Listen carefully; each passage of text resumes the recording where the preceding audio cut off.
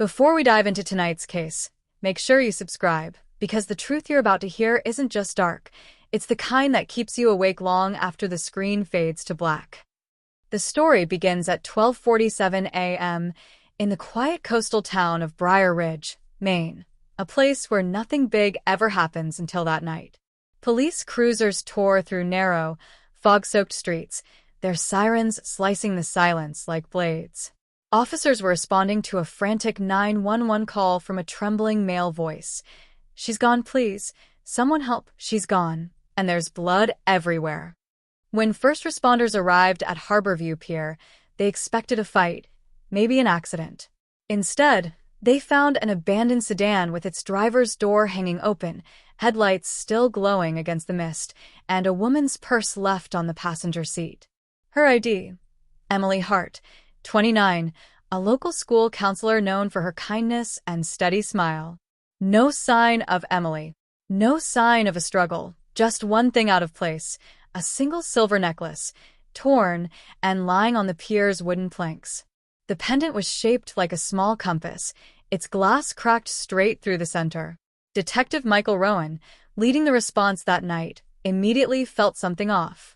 The scene was too clean, too deliberate. The man who made the 911 call, Daniel Reeves, Emily's boyfriend, was pacing near the railing, sweating, shaking, barely able to form a sentence. He claimed Emily had asked him to meet her at the pier after she received a disturbing message from someone she refused to name. When he arrived, she was gone. Investigators didn't buy his story right away, not because he seemed guilty, but because something was missing. There was fear in his voice, but also confusion, as if he had stepped into a situation he didn't understand. As the sun approached the horizon, the fog slowly lifted, revealing the ocean's dark, rolling surface. Search teams spread out across the waterfront. Drones scanned the area. Boats trawled the shoreline. Nothing. The investigation expanded into Emily's recent days.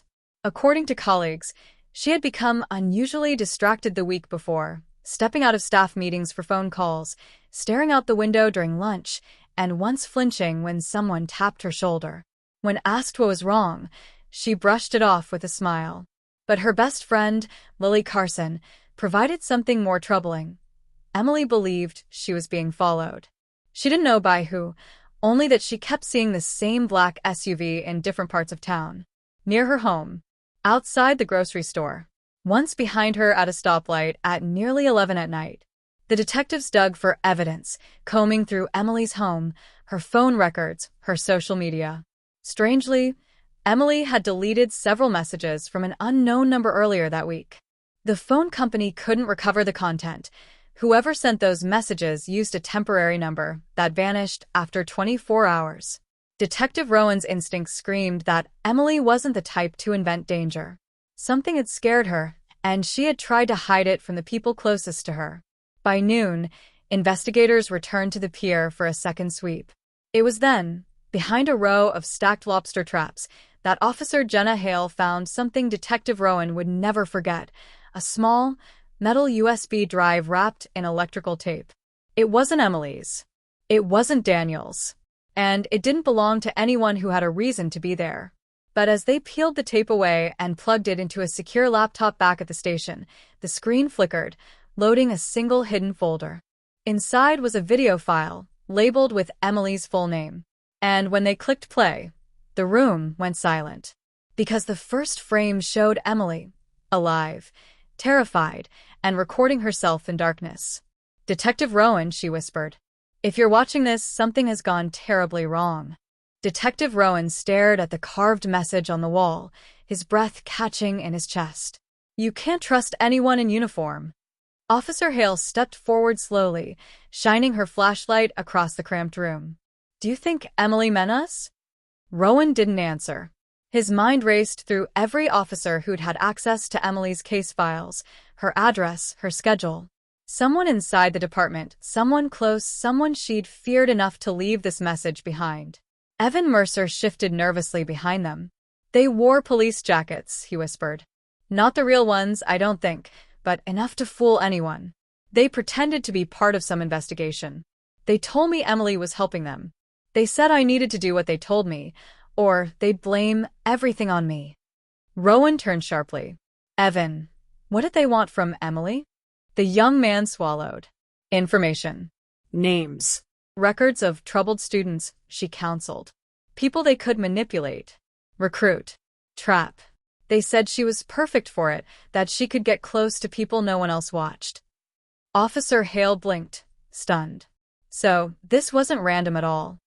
No, Evan said, shaking. They're organized. Careful. And they're everywhere. Suddenly Hale's radio crackled. Detective Rowan, you need to return to the station. Now. It's urgent. The voice belonged to Lieutenant Carter, the department's second-in-command. Calm. Controlled. Too controlled. Rowan exchanged a look with Hale. She nodded once. We're on our way. But as they headed toward their vehicle, Rowan pulled Hale aside beneath the rusted awning outside the cannery. Rain began to fall in thin, cold needles. Hale, he said quietly, we didn't tell Carter about the message on the wall. I know. So, how would he know we found something that would make us return immediately? Hale's breath hitched, real fear crossing her face for the first time. Rowan, you don't think. He held up a hand. Not here. Not on radio. Rowan turned to Evan. You're coming with us. If what you're saying is true, you're safer with us than anywhere else. But the boy backed away. No. You don't understand. They said if I talk even once, they'll know. They always know. Evan. A sharp metallic click echoed behind them. A gun being cocked. Rowan spun instantly, his hand moving toward his belt, but the voice that followed froze him. Detective Rowan. Step away from the boy. Lieutenant Carter emerged from the shadows between two derelict buildings, rain dripping from his hooded jacket. Behind him stood two men in dark tactical coats with no official markings. Evan's entire body went rigid. Hale lifted her hands slightly, eyes furious. Carter, what are you doing? Carter kept the weapon steady. You found something you weren't supposed to. And Emily, she found something she shouldn't have. We gave her a chance to stay quiet. She didn't take it. Rowan's jaw clenched. Where is she? Carter smiled, a thin, cold expression. Gone. And soon, so will you. But just as Carter stepped closer, thunder boomed overhead, and Evans seized the moment. He bolted sideways, vanishing into the maze of rusted containers. One of the masked men chased after him. Carter turned his weapon toward Hale. You shouldn't have come back here. Rowan acted on instinct. He lunged forward, knocking Hale to the ground as Carter fired. The shot missed by inches, splintering the wooden post behind them. Hale rolled, grabbed her radio, and shouted, Officer down! Officer down! Cannery sight! Carter's face twisted. Big mistake. He raised the gun again, but sirens erupted in the distance. Multiple units. Coming fast. Someone must have heard Hale's distress call. Carter cursed under his breath, signaling his remaining partner. We're done here. Move. They disappeared into the storm, melting into the darkness as patrol cars roared toward the cannery. Within minutes, officers swarmed the area. Hale stood in the rain, hands trembling. Rowan leaned on a cruiser, furious and shaken. But the worst came moments later. A search team found something near the waterfront behind the cannery, a phone, half buried in wet sand, screen cracked but still glowing faintly. It was Emily's phone. And the last video on it, time-stamped 3 hours after her disappearance, showed her being led through a hallway by two men wearing police jackets. One of them, unmistakably, was Lieutenant Carter. But the final twist came at the very end of the video. Emily looked directly into the camera and whispered, They're not done. And the person watching this, they're already part of it. The screen cut to black. Detective Rowan felt a chill crawl through his spine. Because Emily wasn't looking at the camera. She was looking past it. At someone standing behind the lens. Someone Emily trusted. Someone still inside the department. Someone Rowan saw every single day. And the video ended with one last line of text, automatically generated, probably by Emily herself. Find the one who never speaks. The station fell silent, because everyone knew exactly who that described. A veteran officer. Quiet. Respected. Never raised his voice. Sergeant Miles Turner. The man currently standing right behind Detective Rowan at that very moment. If you think this story was intense, the narrator whisper seemed to echo, "You're not ready for the next one, hit subscribe so you don't miss it." Emily's recorded whisper froze everyone in the briefing room. Detective Rowan leaned closer to the laptop as the video continued. Emily sat in what looked like a dimly lit storage room, wooden walls, a single hanging bulb, and shadows that swallowed everything beyond her face. "I don't know how long I have," she said, her voice trembling. "If anyone finds this, please tell Daniel I'm sorry.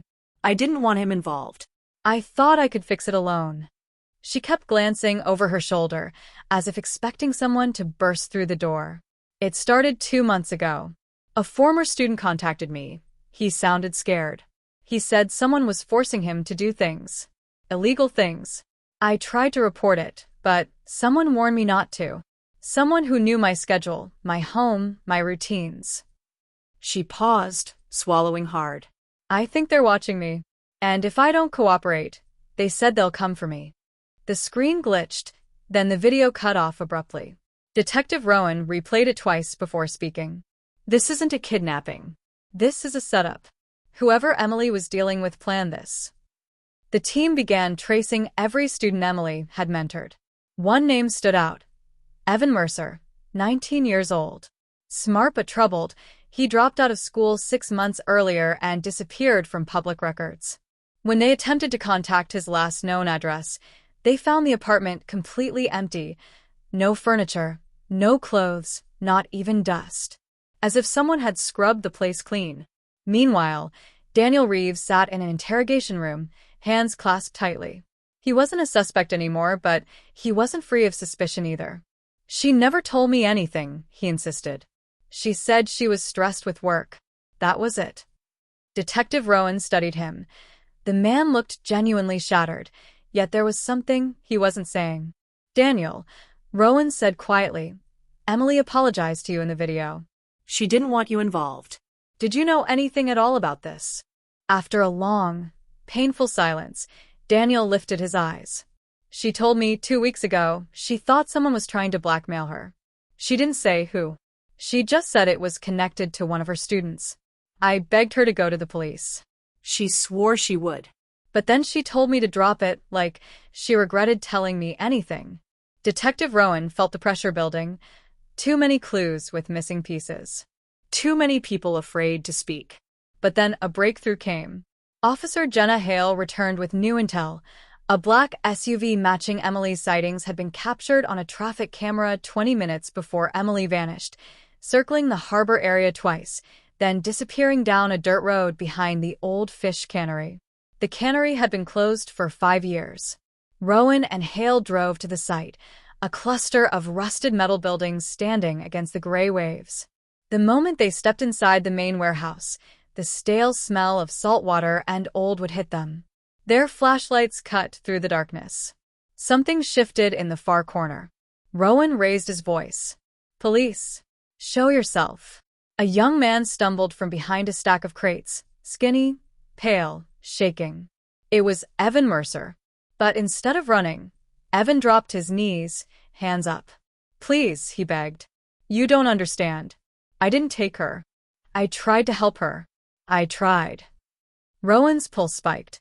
"Where is Emily?" Evan's lip quivered. "I don't know where she is now. They moved her.